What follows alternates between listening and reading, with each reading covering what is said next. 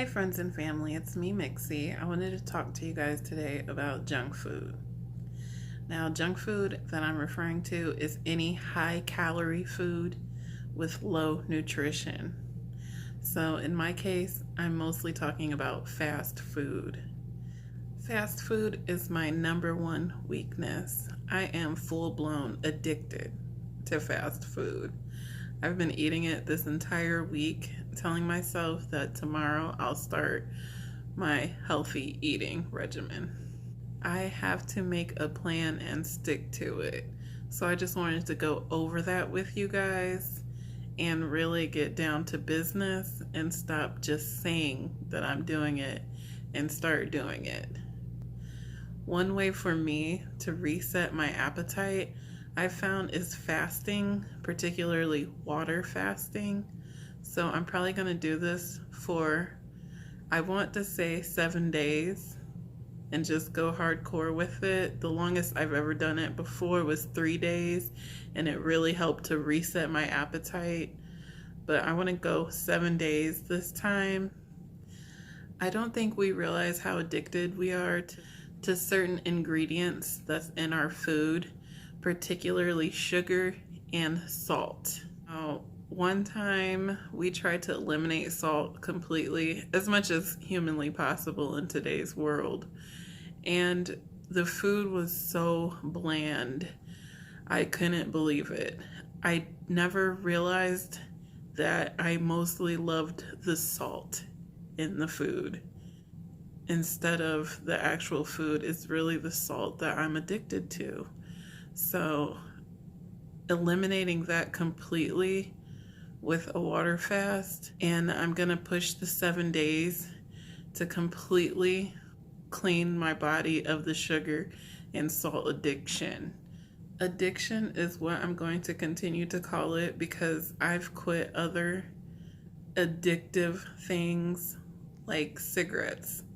I've quit smoking that 6 years ago, and I'm still addicted to fast food. Another reason that is hard is because restaurants are everywhere, and just driving by them is triggering.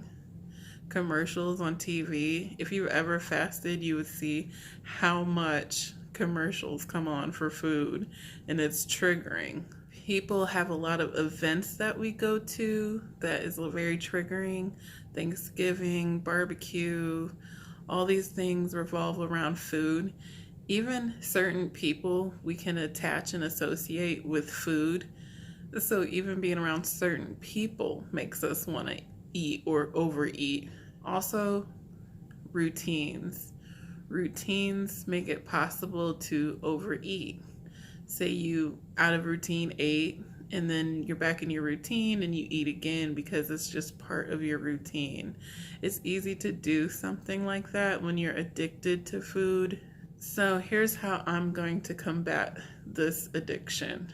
The most guaranteed way for me to combat this is journaling my food. So when I say journaling, I'm going to be using the Lose It app. It's my favorite app to use. I never got into the MyFitnessPal, I think it's called, just because I just started on my Lose It app. I think I just like the picture of it better. Back when I started on it, I'm very used to it. I know how to work it, so I just stick with it. I journal everything, and I go by their recommended calorie setting for myself. I put in my information, my height and weight and all that, and it gives me a calorie setting to lose 2 pounds a week. It's the most that they let you lose, which is deemed safe, but if you talk to your doctor, you know how many calories you need to be taking. I usually try to keep mine about 2,500. Now remember, I have a high starting weight, so I can eat that many calories and lose weight pretty easily. So my starting weight is 456. So I'm 5'7", so it's a pretty high start weight, pretty high BMI. I think it's about 70, and very unhealthy. After journaling, the best way to situate myself for success is to avoid certain places, avoid fast food, period. I'll make an excuse, and I'll say, oh, I need to get my kids this. I need to get my kid something from here, something fast. They have toys. It's just an excuse to get it back into my routine. And then once I have it back in my routine, it's easy for me to say, oh, and add me this from the fast food place. So that's how addicts work. That's how I work. That's how I get it weaseled in. So avoidance, period. Especially during this vulnerable time, do not do it. And to make it even easier, maybe new routines, even new driving routes may be plausible. If you're driving past a restaurant every day that you always stop at, maybe you should start making your routine go a different way and start making that part of your normal routine. And then eventually you'll have one less trigger. Just even little simple things like that could eventually help out in the long run. Also, another way that you can combat this addiction is to just slow down a little bit. I'm a binge eater, so that means I eat my food really fast so I can eat as much as possible.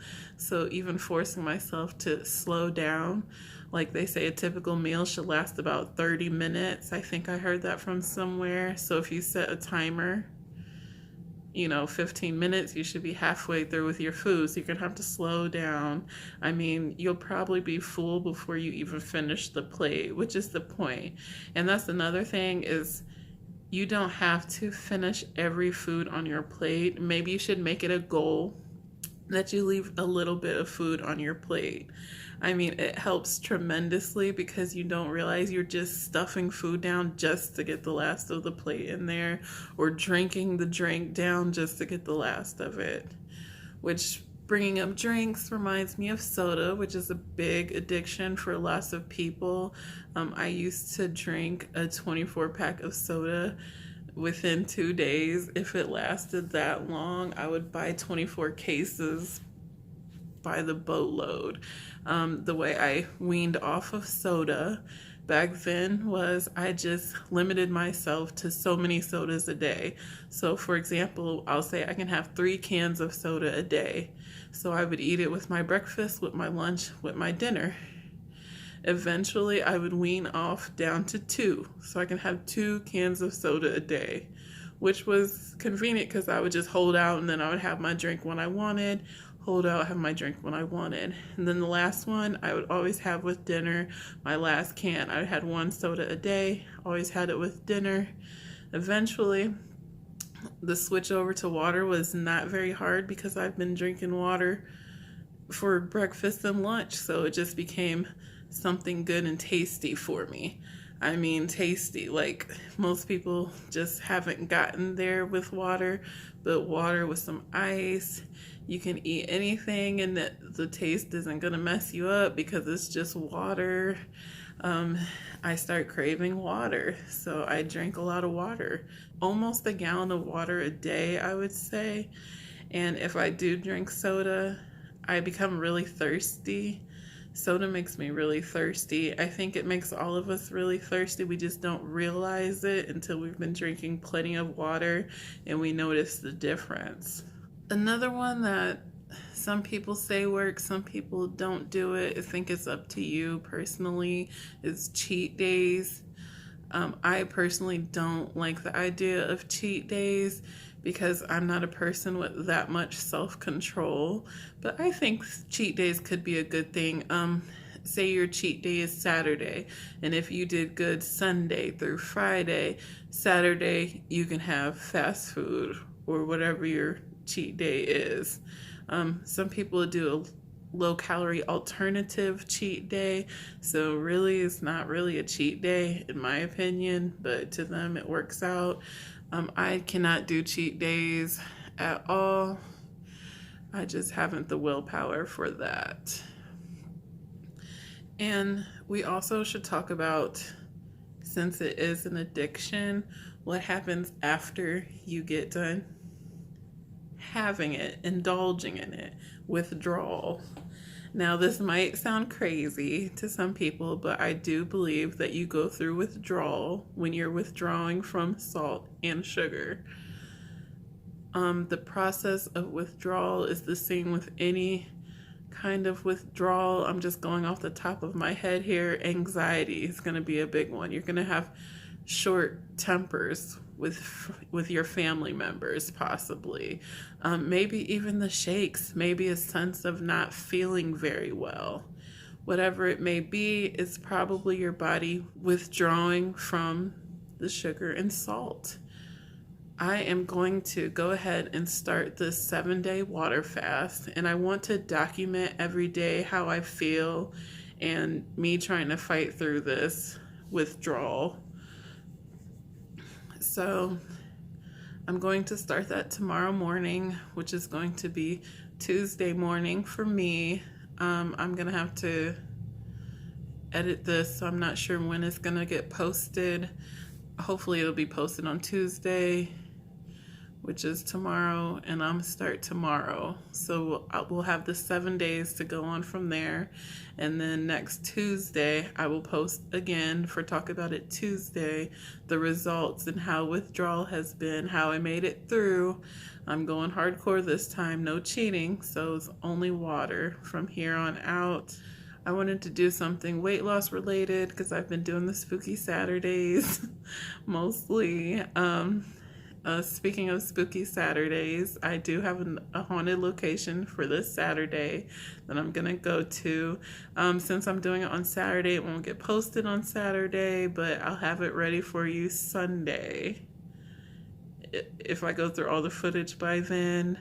Sometimes I catch things that I haven't caught originally, so I'll be excited if I find anything. It may be a dud, you never know. I just wanted to let you guys know about the water fast and getting started. I have 9 weeks left until surgery, so I'll keep you guys posted. Please, if you need anything or you think of anything, please let me know. Feel free to leave a message. Feel free to subscribe if you want to follow my journey. I really would appreciate it. I really could use all the help I could get, all the friends and family I could get. Please let me know, and I hope you guys have a nice day.